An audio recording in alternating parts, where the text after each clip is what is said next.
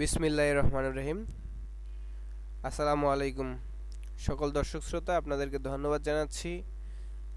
আমার ভিডিওগুলো আপনারা অনেকেই অনুসরণ করছেন এবং দেখছেন, শেয়ার লাইক কমেন্ট করছেন, এজন্য আপনাদের সকলকে অসংখ্য ধন্যবাদ।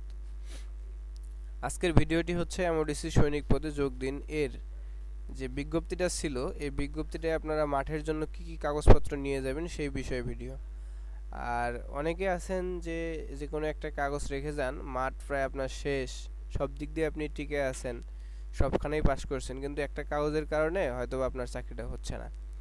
তো সেই ক্ষেত্রে বিষয়টা হচ্ছে আপনাকে যে কাগজপত্রগুলো অবশ্যই সাথে নিতে হবে, যে কাগজ না থাকলে আপনার চাকরি না হওয়ার সম্ভাবনা আছে, এরকম যে কাগজপত্রগুলো ওনারা উল্লেখ করছে সেগুলা নিয়েই আজকে বিস্তারিত আলোচনা করব। আপনারা দেখতে পাচ্ছেন, আপনাদের সামনে আমি বিজ্ঞপ্তিটা কম্পিউটার স্ক্রিনে নিয়ে এসেছি। তো আপনারা এখানে বাম পাশে দেখতে পাচ্ছেন 5 নাম্বার পয়েন্টে আপনাদের কাছে যদি সার্কুলারটা থাকে তাহলে আপনারা অবশ্যই দেখতে পারবেন। ক্রমিক নং 5 নাম্বারে দেওয়া আছে, ভর্তির সময় নিম্নবর্ণিত সনদপত্র, ছবি, লেখা সামগ্রী অবশ্যই সঙ্গে আনতে হবে। যেহেতু এগুলো ওনারা উল্লেখ করে দিয়েছে, এই কাগজগুলোর মধ্যে আপনাকে একটা কাগজও কিন্তু রেখে যেতে আপনি পারবেন না, সবগুলো কাগজই আপনাকে নিতে হবে অবশ্যই। তো প্রথমে দেওয়া আছে ক নাম্বার, শিক্ষাগত যোগ্যতার মূল সনদপত্র। আপনাদের বোঝার সুবিধার্থে আমি একটা করে প্রত্যেকটা শব্দের বিশ্লেষণ করে দিচ্ছি, প্রত্যেকটা লাইনের।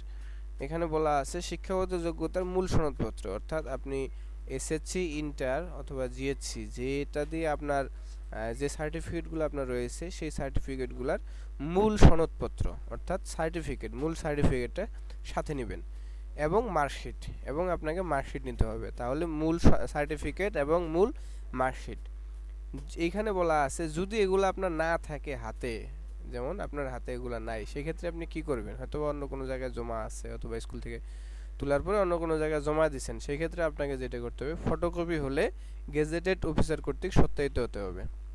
আপনি যদি এই কাগজগুলোর ফটোকপি জমা দিতে চান তাহলে আপনাকে অবশ্যই সেটা প্রথম শ্রেণী গেজেটেড কর্মকর্তা, অর্থাৎ বিসিএস কর্মকর্তা আমরা যেভাবে চিনি আর কি, সে তার কর্তৃক, সেই কর্মকর্তার কর্তৃক স্বাক্ষরিত সত্যায়িত থাকতে হবে যে এই ইয়াগুলা আপনার সার্টিফিকেটগুলা অরিজিনাল, এই মর্মে তার সত্যায়িত থাকতে হবে। তবে প্রশিক্ষণে যোগদানের পূর্বে মূল সনদপত্র, মার্কশিট জমা দিতে হবে। তো সেই ক্ষেত্রে বিষয়টা হচ্ছে, আপনার যদি চাকরিটা হয়ে যায়, যদি আপনি ট্রেনিংয়ে যোগদান করেন, সেই ক্ষেত্রে আপনাকে অবশ্যই প্রশিক্ষণে জমা দেওয়ার পূর্বেই, প্রশিক্ষণে যাওয়ার সময় আপনাকে অবশ্যই মার্কশিটগুলা এবং সার্টিফিকেট, সেগুলো অবশ্যই আপনাকে মূল সনদ যেগুলো, মূল সনদ এবং সার্টিফিকেট জমা দিতে হবে। এর মধ্যে আপনার কোনো তারতম্য থাকলে চলবে না, তখন জমা দিতে হবে। আর আপনি ভর্তির সময় ফটোকপি নিয়ে যেতে পারবেন, কিন্তু সেটা সত্যায়িত থাকতে হবে। তারপর হচ্ছে খ নাম্বার। খ নাম্বার এখানে উল্লেখ করা রয়েছে, আপনারা দেখতে পাচ্ছেন যে সংশ্লিষ্ট চেয়ারম্যান কর্তৃক দেওয়া জন্মসূত্রে নাগরিকত্ব ও চারিত্রিক সনদপত্রের মূল কপি, অর্থাৎ আপনারা ইউনিয়ন পরিষদে অথবা সিটি কর্পোরেশন অথবা পৌরসভা আপনার যেটা আছে সেইখানে আপনি যাবেন, যাওয়ার পরে কোনো টাকা পয়সা লাগে না, আপনি একটা পরিচয়পত্র, আমরা সাধারণ ভাষায় যেটাকে বলি পরিচয়পত্র, আসলে এটা হচ্ছে নাগরিকত্ব ও সনদ, চারিত্রিক সনদপত্র, সেটা আপনি আপনার ভোটার আইডি দেখিয়ে বা জন্ম নিবন্ধন দেখিয়ে এবং সার্টিফিকেটে যেইভাবে নাম উল্লেখ করা রয়েছে সেইভাবে আপনি আপনার নাগরিকত্ব সনদপত্রটা লিখে নেবেন, সংশ্লিষ্ট যে ব্যক্তি থাকবে ওনার দ্বারা লিখে নিয়ে চেয়ারম্যান কর্তৃক স্বাক্ষরিত করে নেবেন। তারপর হচ্ছে গ নাম্বার, সংশ্লিষ্ট শিক্ষা প্রতিষ্ঠানের প্রধান কর্তৃক দেওয়া স্থায়ী ঠিকানা ও জন্ম তারিখ সম্বলিত প্রশংসাপত্র। আপনারা যারা এসএসসি পাস করেছেন, ইন্টার পাস করেছেন, তাদের কিন্তু অবশ্যই স্কুল থেকে প্রশংসাপত্র দিছে, সেইখানে আপনার গ্রামের নাম, পিতার নাম, মাতার নাম, বাবার নাম সব কিছু স্পষ্ট, বাংলা ভাষায় হোক ইংরেজি ভাষায় হোক, স্পষ্টভাবে প্রশংসাপত্রে কিন্তু আপনার স্থায়ী ঠিকানা উল্লেখ করা আছে, গ্রাম, ডাকঘর, উপজেলা, জেলা, এইভাবে কিন্তু উল্লেখ করা আছে। তারপরে হচ্ছে আপনারা যদি চান, আপনাদের সুবিধার্থে আমি আপনাদেরকে দেখাচ্ছি যে কোনটা প্রশংসাপত্র, একটু ওয়েট করেন। হ্যাঁ দর্শক শ্রোতা, আপনারা দেখতে পাচ্ছেন এটা হচ্ছে চারিত্রিক ও নাগরিকত্ব সনদপত্র, আর এটা হচ্ছে প্রশংসাপত্র। এখানে দেখেন নাম লেখা আছে, বাবার নাম, মাতার নাম, যে গ্রাম লেখা আছে, ডাকঘর, তারপরে আপনার জেলা, এগুলো কিন্তু স্থায়ী ঠিকানা উল্লেখ করা আছে এখানে। তো এটাই হচ্ছে নাগরিকত্ব সনদ, প্রশংসাপত্র। আর দ্বিতীয়ত হচ্ছে ঘ নাম্বারে যেটা এখানে উল্লেখ রয়েছে সেটা হচ্ছে অভিভাবকের সম্মতিসূচক সনদপত্র। হ্যাঁ, এটা আমি বলে নিচ্ছি যে আপনার প্রশংসাপত্রটা কিন্তু অবশ্যই মূল কপি নিতে হবে। আর অভিভাবকের সম্মতিসূচক সনদপত্র যা সংশ্লিষ্ট চেয়ারম্যান কর্তৃক সত্যায়িত। এটা দেখাচ্ছি আপনি কোন কাগজটা এটা হবে। আপনারা কম্পিউটার স্ক্রিনে দেখতে পাচ্ছেন অভিভাবকের সম্মতিসূচক সনদপত্র।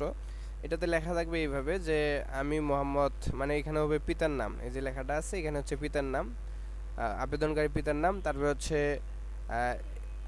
তারপরে থাকবে যে আমার পুত্র, আবেদনকারীর নাম, তারপরে তার মাতার নাম, গ্রাম, ডাকঘর, উপজেলা, জেলা।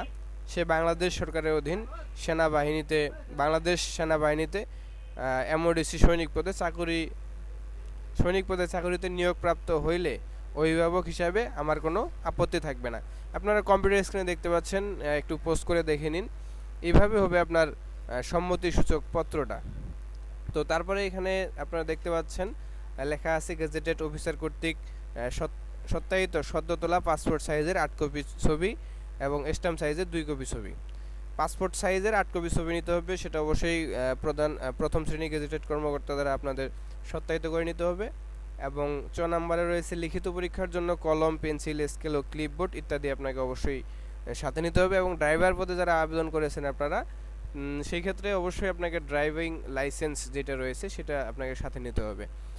আর পরীক্ষার 2 নম্বরে রয়েছে যারা আপনারা অনলাইনে আবেদন করেছেন, অবশ্যই একটা অ্যাডমিট কার্ড ইস্যু হয়েছে আপনারা অ্যাডমিট কার্ডটা ইউজার আইডি এবং পাসওয়ার্ড দিয়ে আপনাদের ফোনে যে এসএমএস গেছে সেটা দিয়ে আপনারা অ্যাডমিটটা তুলে নেবেন। আর এই অ্যাডমিট ছাড়া কিন্তু আপনারা কোনোভাবেই ভর্তির জন্য মাঠে প্রবেশ করতে পারবেন না। তো দর্শক শ্রোতা, আজকের মতো এখানেই বিদায় নিচ্ছি। আমার ভিডিও আপনাদের ভালো লাগলে লাইক, কমেন্ট, শেয়ার করবেন এবং যে কোনো বিষয়ে জানার জন্য কমেন্ট বক্সে আপনারা জানিয়ে দেবেন। আমি পরবর্তী ভিডিওতে সেগুলো নিয়ে বিস্তারিত আলোচনা করার চেষ্টা করব। ধন্যবাদ, ভালো থাকবেন, সুস্থ থাকবেন, আল্লাহ হাফেজ।